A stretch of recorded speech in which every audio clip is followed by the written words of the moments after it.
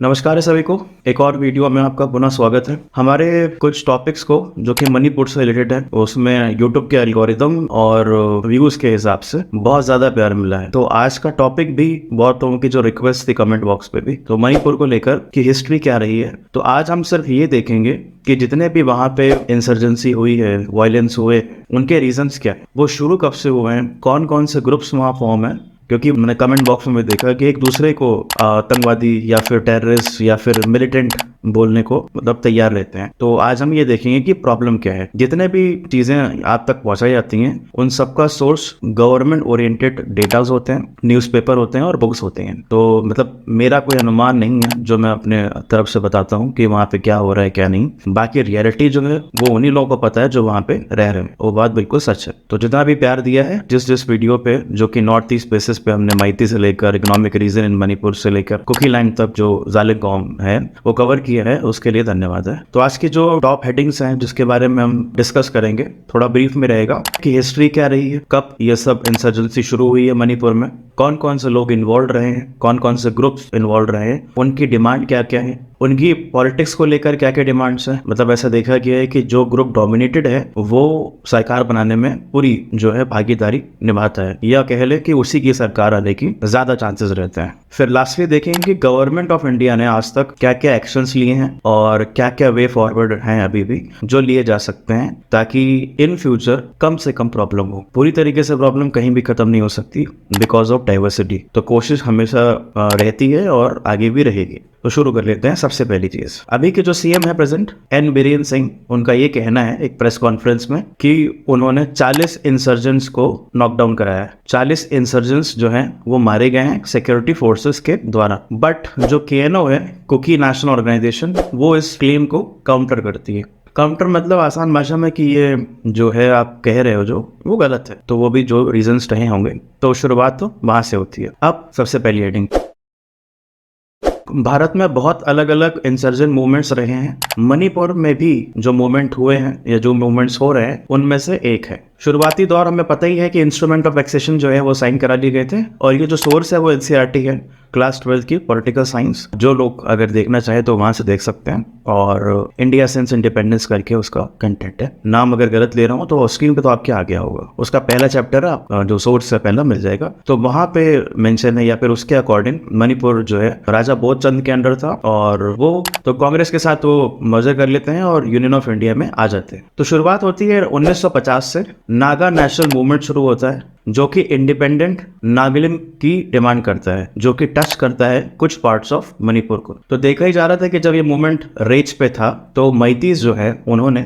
जो बोधचंद द्वारा मर्जर हुआ है इंडिया का उस समय की गवर्नमेंट के साथ, उसको अपोज किया। नेक्स्ट चीज, उन्होंने अपना एक ग्रुप फॉर्म किया 1964 में, Meitei United National Liberation Front UNLF form हुआ। पॉलिटिकल साइंस के अकॉर्डिंग या फिर गांधी जी के भी अकॉर्डिंग कोई भी ऑर्गेनाइजेशन तब तक नहीं चल सकता जब तक उसके पास इकोनॉमिक या फिर फंडिंग ना हो, क्योंकि वो रन नहीं कर सकते आप। तो अगर ऐसी कोई चीज फॉर्म हुई है तो फंडिंग जरूर होगी। और इन्होंने डिमांड किया सेसेशन, मीनिंग आपकी स्क्रीन पे आ जाएगा। तो जब एक बड़ा जो तबका है या फिर एक बड़े जो लोग हैं वो कोई ऑर्गेनाइजेशन फॉर्म कर रहे हैं, तो छोटे जो फॉलोअर्स हैं वो भी उनको फॉलो करने का बिगुल है वो बजाते हैं, और छोटे छोटे ग्रुप्स को फॉर्म किया जाता है जिन्हें वैली इंसर्जेंट्स ग्रुप कहा गया। For example, the People's Revolutionary Party of Kangleipak, pronunciation गलत हो फिर से सॉरी, स्क्रीन पर आपके लिख के आ जाएगा। इसको प्रीपक कहा गया, एंड पीपल्स लिबरेशन आर्मी, इसे PLA कहा गया। जो जानकार होंगे उनको पता है कि ये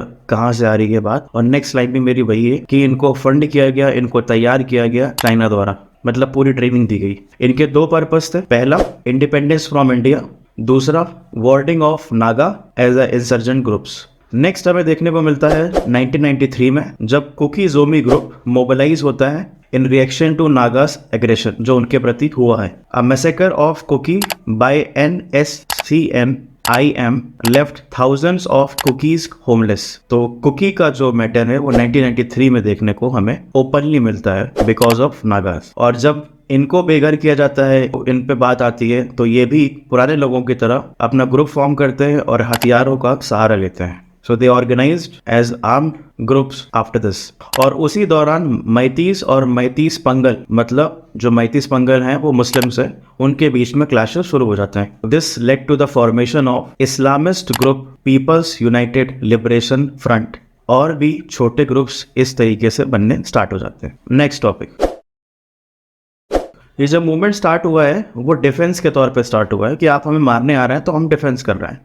बट वही बात है कि एक सीन भी है पिक्चर का, मतलब है तो कॉमेडी सीन, हम वायलेंस प्रमोट नहीं कर रहे। लगे रहो मुन्ना भाई है, मुन्ना भाई एमबीबीएस का सीन है, आपके सीन पे आएगा अभी थोड़ी देर में। और सीन मैं पहले बता देता हूँ, गांधी जी ने अगर आपका एक गाल पे कोई मारता है तो दूसरा गाल अपना आगे देने को बोला, बट अगर कोई दोनों गाल पे मारता है तो गांधी जी ने क्या बोला वो अपने को नहीं पता। बापू बोला अगर दुश्मन बाई गाल पे मारेगा ना तो दाएं गाल आगे करने का। ये ले देख, नहीं मारा ना।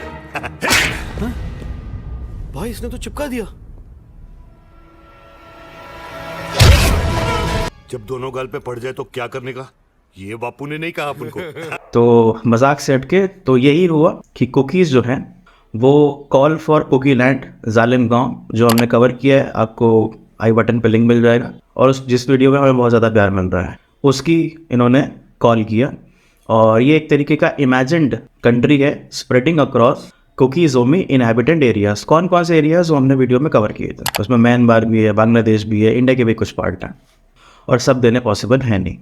और टाइम के साथ इसको सेपरेट स्टेट की डिमांड बना दिया गया, कुकी लैंड या फिर जालिंगबाम को। बट इन्होंने अलग डिमांड नहीं की है, इन्होंने बोला सेपरेट स्टेट दिया जाए but with in union of India या फिर इंडियन यूनियन। मणिपुर के चूरचंदरपुर में देखा गया सबसे ज्यादा इंसर्जेंट ग्रुप्स एक्टिव हैं। तो सरकारी आंकड़े के हिसाब से 24 ऑपरेशनल ग्रुप्स हैं SOO के अंडर। ये अभी हम देखेंगे क्या होता है SO। बट यहाँ पे देखा गया है कि जो गवर्नमेंट है उसने डेजिग्नेटेड कर रखा है इन जगहों को, जैसे कि कैंप के नाम से, कैन, पोपकी, चंडेल, टैंगनोपल जो ये डिस्ट्रिक्ट है चूरचंदरपुर के, इसमें एक खास बात है कि यहाँ पे कैंप हाउसेस हैं जो कि सेफ्टी रूम की तरह काम करते हैं विद हैविंग डबल की। 2 कीज हैं यहाँ पे, मतलब 2 लोगों के पास इन सेफ्टी हाउसेस की चाबियां हैं। पहला कैंप का लीडर सिविलियन भी हो सकता है, और second with Indian security forces. और जो कैडर्स हैं जो वहाँ के लोकल्स हो सकते हैं या फिर इंडियन आर्मी के भी बंदे हो सकते हैं, वो रिक्रूटेड जो है वो आर्म्स उनको प्रोवाइडेड कराए गए हैं। जो प्राइमरी ग्रुप्स हैं इस एरिया में वो हैं KNO Kuki revolutionary army, Zomi reunification organisation and Zomi revolutionary army etcetera. कुछ ग्रुप्स जो अभी तो नहीं रहे, बर्मा से ऑपरेट करते थे या करते भी होंगे, KCP और KYKL, ये अभी लेस एक्टिव है। नेक्स्ट टॉपिक, जो वैली ग्रुप ऑपरेट कर रहे हैं वो भी डे टू डे पॉलिटिक्स में इन्वॉल्व रहते हैं, पर्टिकुलरली UNLF जो हमने स्टार्टिंग में देखा था, मैती का ग्रुप है, Meitei United National Liberation Front. बहुत टाइम ये भी call for strike, basically strike कराते रहते टाइम टू टाइम पे। वाई? वही reason, There are no permanent friends. There are no permanent enemies. Only permanent interest. फिर मैतीज ने एक मॉरल कोड जो है वो भी सेटअप करने की कोशिशें की हैं through their rules like ban on Hindi movies, music, Indian clothing, या फिर कोई ऐसा सीन जिसमें मैतीज के खिलाफ कुछ दिखाया जा रहा हो, एंड बैन ऑन अल्कोहल। यहाँ तक कि ये लोग कई जगह पे देखा गया है कि टैक्सेस भी कलेक्ट कर लेते हैं, एक तरीके का जबरदस्ती वाला। बट क्योंकि समय बदलता है और अपनी बात को पहुंचाने के लिए आपको सत्ता के गलियारों में आना ही पड़ता है, तो इस वजह से भी देखा जाता है कि इनकी बैकिंग से बहुत लोग अब पॉलिटिकली एक्टिव हो रहे हैं, पार्टिसिपेशन बढ़ रहा है और गवर्नमेंट भी फॉर्म कर रहे हैं। तो एग्जाम्पल के तौर पे जो लास्ट असेंबली पोल है, तो जो पार्टीज हैं like NPP Kuki People's Alliance, they started gaining ground in Churachandpur. और इनके लीडर द्वारा ही ऐसा बोला गया था, इनके लीडर द्वारा जो KNO के प्रेसिडेंट थे, उनके जो वक्तव्य है वो ऐसे थे कि जो सपोर्ट है वो बीजेपी को किया जाए और बीजेपी इलेक्शन वहां जीतती हुई है। ये हम देखते हैं इलेक्शंस के बाद। नेक्स्ट हेडिंग, इंडियन गवर्नमेंट ने हब्सपा लगाया 1958 में, armed forces special powers act. किसके रिस्पॉन्स में? नागा जब सेपरेटिस्ट एक्टिविटी कर रहे थे, तो उसकी वजह से इसका एक्सटेंशन भी किया गया और पूरे स्टेट में हब्सपा लगा दी गई क्योंकि बॉर्डर सपोर्ट मिलने लगा था। फिर 1980s में मणिपुर को डिस्टर्ब एरिया डिक्लेयर किया गया। बहुत सारे पीस टॉक्स करने की कोशिश की गई है, but that talks led to SOO जो मैंने उस समय बोला था। उसका फुल फॉर्म है suspension of operation agreement between state, centre and Kuki Zomi groups 2008। अब थोड़ा थोड़ा सा देख लेते हैं कि SOO क्या है। SOO आसान भाषा में दोनों तरफ का एग्रीमेंट है, मतलब स्टेट के जो भी सिक्योरिटी फोर्सेस हैं या फिर आर्म्स फोर्सेस हैं वो अटैक नहीं करेंगी, और उस तरफ जितने भी इंसर्जेंट ग्रुप्स हैं वो हथियार छोड़ देंगे। और बहुत सारे कुकीज़ों में ग्रुप को भी देखा हमने हथियार छोड़ते हुए।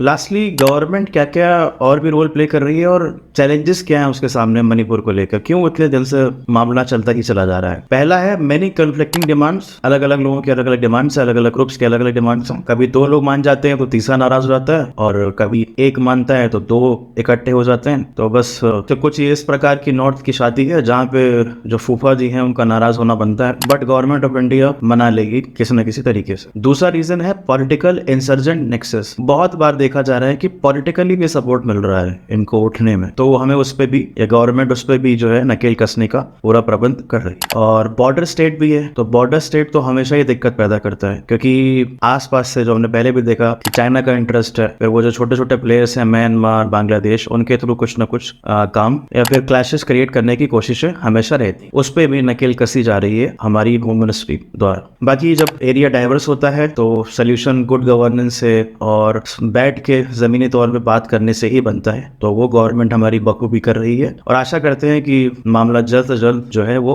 निपटाया जाए, और जो भी लोग जिनको सजा मिलनी चाहिए उन्हें मिले, और जो सही हैं उनके घर पे उनके आसपास फिर से शांति लौटे। तो ये था आज का टॉपिक, हिस्ट्री ऑफ इंसर्जेंसी इन मणिपुर। बहुत सारी चीजें जो हमने कवर की हैं, गवर्नमेंट का रिएक्शन क्या है, कब जो मुसीबत है वो जन्म लेती है, कौन कौन लोग इन्वॉल्व हैं, कौन कौन लोग क्या क्या डिमांड कर रहे हैं, क्या क्या ट्राइबल्स के अलग अलग डिमांड्स हैं, कौन सा पर्टिकुलर एरिया है जहाँ प्रॉब्लम ज्यादा है, कौन सा पर्टिकुलर एरिया है जहाँ प्रॉब्लम कम है। सारी प्रॉब्लम्स का सोल्यूशन गवर्नमेंट निकालने की कोशिश कर रही है थ्रू गुड गवर्नेंस या फिर बातचीत से, और मसला सॉल्व करा जाएगा, और वो नहीं है ऐसी पुरजोर कोशिश है हमारी होम मिनिस्ट्री की भी। तो वीडियो अच्छा लगा हो तो जैसा कि नॉर्थ ईस्ट वालों का प्यार बना ही रहता है, तो अपना प्यार दें पूरे इंडिया को भी, ऐसा नहीं कि नॉर्थ ईस्ट से नहीं कुछ बायस्ड है। वीडियो इन्फॉर्मेटिव लगा हो, कुछ भी काम का हो, अगर इन्फॉर्मेशन बढ़ती है उससे, तो अपना प्यार दें। नेक्स्ट वीडियो आने तक के लिए धन्यवाद।